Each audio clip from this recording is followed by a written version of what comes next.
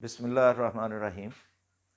आज हम हमारा जो है ना सेट वाले चैप्टर का दूसरा लेक्चर है। इसके अंदर हमने कल क्वेश्चन नंबर 1 तक किए थे। आज हम करेंगे क्वेश्चन नंबर 2 एक्सरसाइज 1.1 का। उसमें ये कुछ एलिमेंट्स लिखे हुए, हमने ये दो सेट पढ़ने हैं। पहले तो इन दो सेट्स को पढ़ें। ये सेट ए है, इसके अंदर A E I O U ये वॉवल लेटर्स जितने भी इंग्लिश अल्फ़ाबेट्स के हैं वो सेट ए के मेंबर हैं। सेट बी के मेंबर जो है ना वो कौन से हैं? A B C D E F G H Z तक सारे हैं। इसको लिखने का भी ये तरीका होता है, जब ज़्यादा मेंबर हो ना तो आप बजाय इसके कि उन सबको लिखते फिरें, आप उनको स्टार्ट करके ना 2-3 मेंबर लिख लें, उसके बाद आगे वो डैश डैश छोटे से नुक्ते डालें और आखिरी नुक्ते के बाद फिर एक बार कामा डाल के उसके बाद आपने लास्ट वाला जो होता है वो लिख देना है। ये जो बी है ये शो कर रहा है कि इसके अंदर ए से लेकर जेड तक तमाम अल्फ़ाबेट्स शामिल हैं। जब भी आप ये देखेंगे तो हमने उसमें तसव्वुर ये करना है कि वो सारे उसके अंदर मौजूद हैं। अब देखना है कि इसने ये स्टेटमेंट लिख दी है कि ये स्टेटमेंट्स जो लिखी हैं उसने मैथमेटिकल फॉर्म में, इनमें से कौन सी ट्रू हैं कौन सी फॉल्स हैं। ट्रू मीन दुरुस्त कौन सी हैं, फॉल्स मीन उनमें से गलत कौन सी हैं। तो ये दुरुस्त और गलत का जो है ना ये फैसला हम करेंगे। ये देख के ये लिखा गया। अब इसको पढ़ेंगे। ये लिखा है a is an element of set ए। अब ए इस एलिमेंट सेट ए का मेंबर है, उसके अंदर लिखा हुआ है या नहीं है? लिखा है, तो इसका मतलब है कि वो दुरुस्त कह रहा है, तो हम लिखेंगे ट्रू। दूसरा जो जुज़ा उसमें लिखा है B is an element of set ए। अब बी तो इसका एलिमेंट नहीं है, तो इसका मतलब उसने गलत स्टेटमेंट लिख दी है, तो आप क्या लिखेंगे? F, false. D is not an element of set A. D वाकई इसमें नहीं है, दुरुस्त कह रहा है वो, तो आप लिखेंगे true. C is not an element of set B. कहता है जी सी इसका एलिमेंट नहीं है बी का, तो सी तो उसका एलिमेंट है ना, तो आप इसको कहेंगे फॉल्स, क्योंकि वो गलत कह रहा है कि उसका मेंबर नहीं है, वो उसका मेंबर है। I is an element of set b, तो ये भी ट्रू है कि उसके अंदर तमाम अल्फ़ाबेट्स मौजूद हैं बी के अंदर। F is an element of set A. F तो इसके अंदर है ही नहीं, वो कह रहा है, तो इसका मतलब है वो गलत कह रहा है, हम कहेंगे f. V is a member of set a, false, गलत। X is member of set a, false, गलत। एक्स तो इसका मेंबर नहीं है। Z is an element of set b, true. M is not an element of set b, false, क्योंकि m उसके अंदर है। A is a member of set b, true, तो ये ए जो है बी के अंदर मौजूद है। क्वेश्चन नंबर 3 पे हम आगे हैं। तो इसमें फिर ये ब्लैंक्स हैं, ये खाली जगह मैंने खुद छोड़ी हैं। यहाँ पे हम क्या करेंगे, वो साइन लगाएंगे। वो कहता है कि आपने ये देखना है, ये मेंबर्स हैं सेट के और आगे सेट का नाम लिखा हुआ है कि फलां सेट है। आपने देखना है कि ये उसका मेंबर है या नहीं है।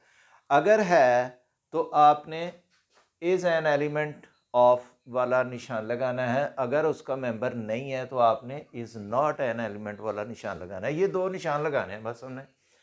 अब इसमें देखें कि इस सेट के अंदर 1 है, नहीं है, तो इसका मतलब 1 is not an element of set 2 3। Number 2, B इसके अंदर है, is an element, B is an element of set A B C.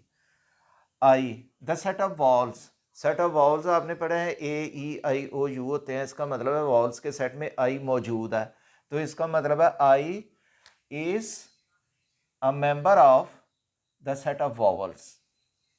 Snake the set of pets. Pets हम कहते हैं उन जानवरों को जिनको हम पालते हैं, गाय, भैंस, बकरी, या घर में किसी ने तोते पाले हुए हैं या आप कबूतर रखे हुए हैं, ये पेट्स हैं। लेकिन स्नेक जो है ना एज ए पेट नहीं पाला जाता, तो लिहाजा स्नेक जो है ये पेट्स के ग्रुप का, पेट्स के सेट का रुकन नहीं है, तो इसको हम कहेंगे snake is not a member of the set of pets.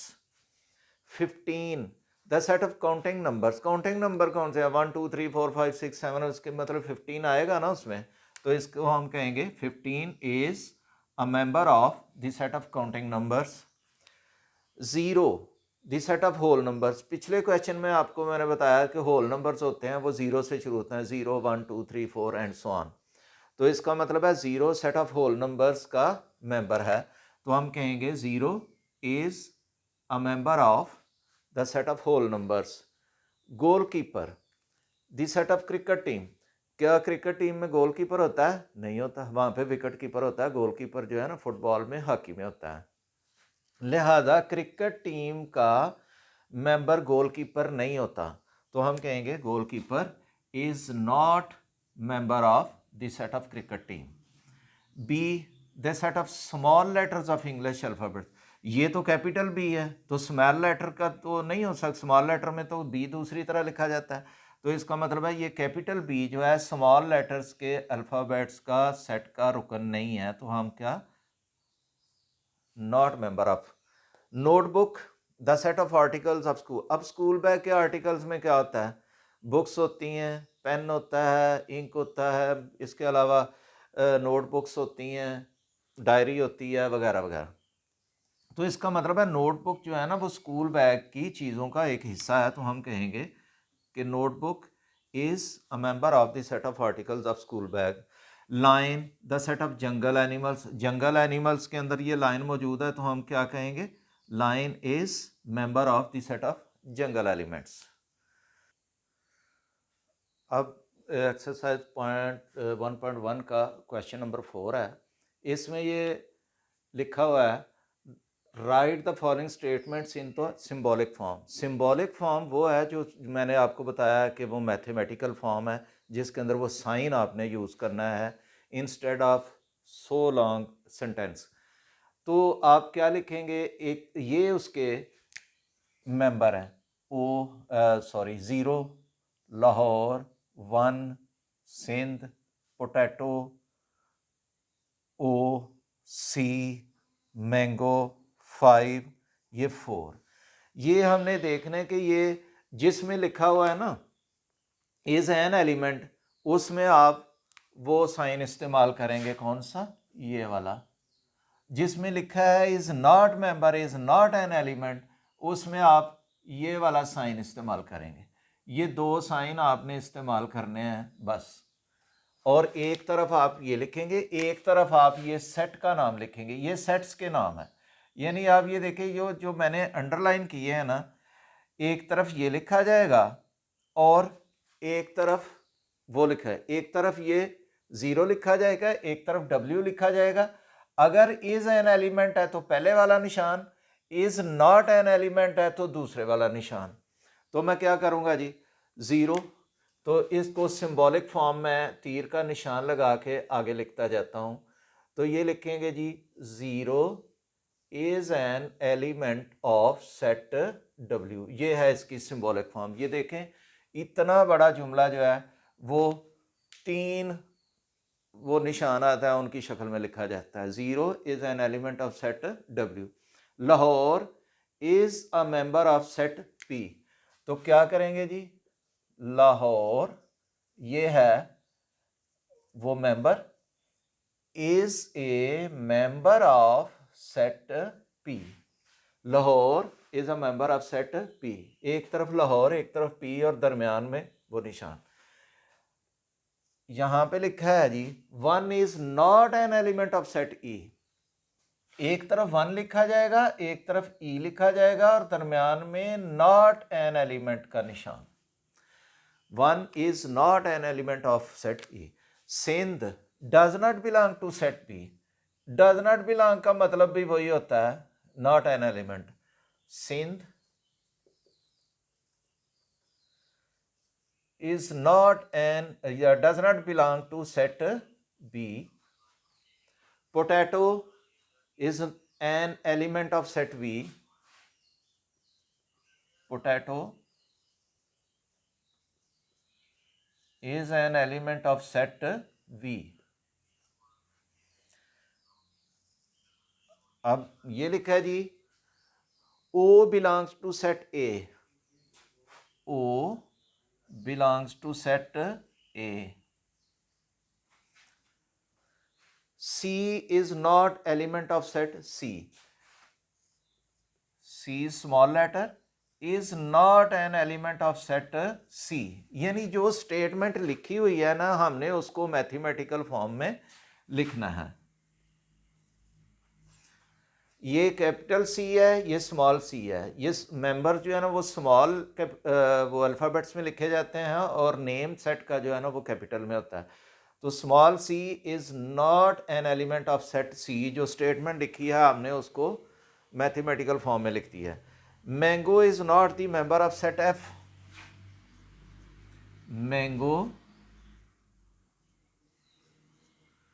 Is not member of the set F. 5 is not an element of set V.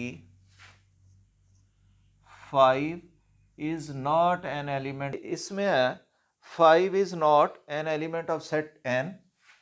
5 is not an element of set N. अब ये ऊपर वाला है, इसमें थोड़ी सी गलती हो गई है। Mango is not member of में लिखना था, ये ऊपर कट डालना है। जहाँ पे नॉट आएगा वहाँ पे कट आएगा। 5 is not an element of set N. 4 is not an element of set O.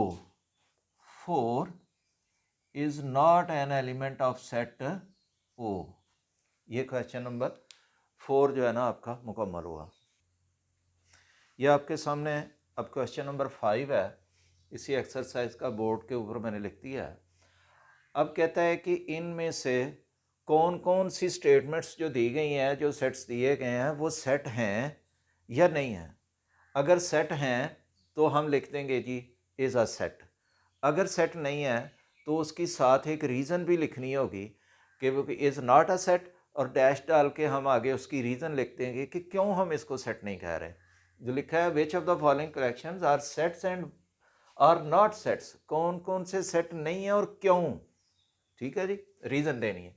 अब ये देखें BAN के इसके एलिमेंट्स डिस्टिंक्ट भी हैं, वेल डिफाइंड भी हैं, लिहाजा ये सेट है, is a set.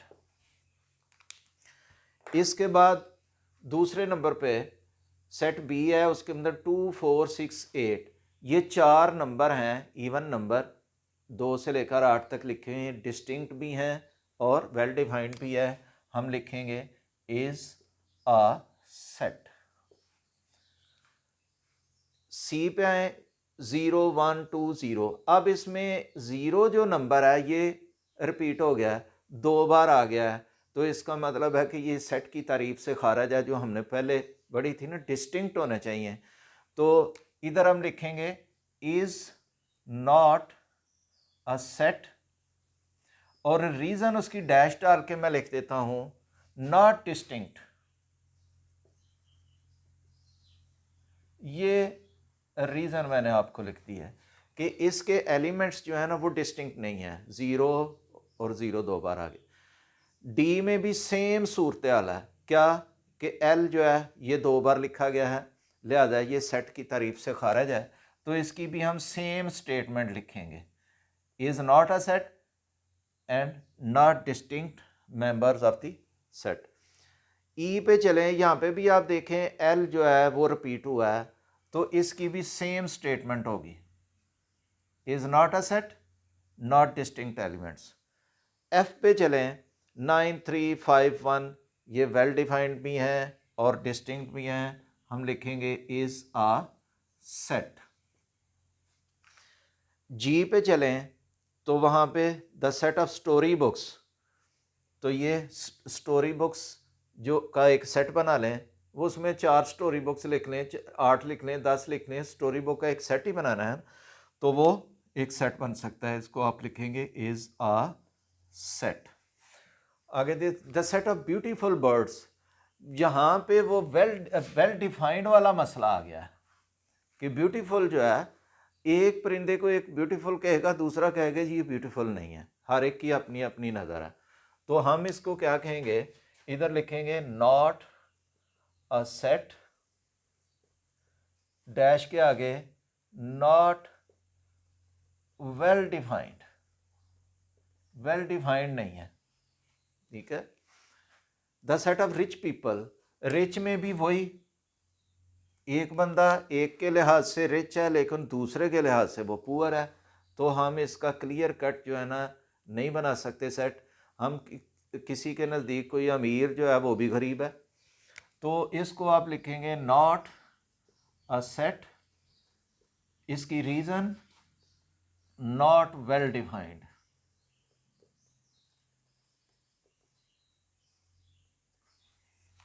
The set of students in the class 7th class, 7th class के अंदर स्टूडेंट्स का सेट, ये सेट है, इज़ अ सेट, ये वेल डिफाइंड भी है और डिस्टिंक्ट भी है। The set of fish in the river Ravi, ये भी सेट है, इज़ अ सेट, यानी आप सेट बना सकते हैं कि उसके अंदर कौन कौन सी फिश पाई जाती हैं, उनका आप एक सेट बना सकते हैं।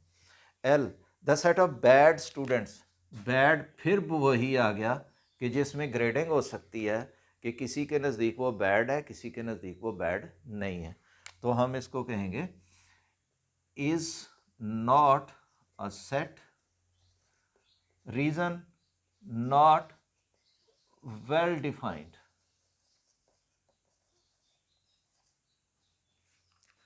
सेट ऑफ वुडन चेयर्स, ये सेट है, इज़ अ सेट। तो ये आपका क्वेश्चन नंबर 5 भी कंप्लीट हुआ।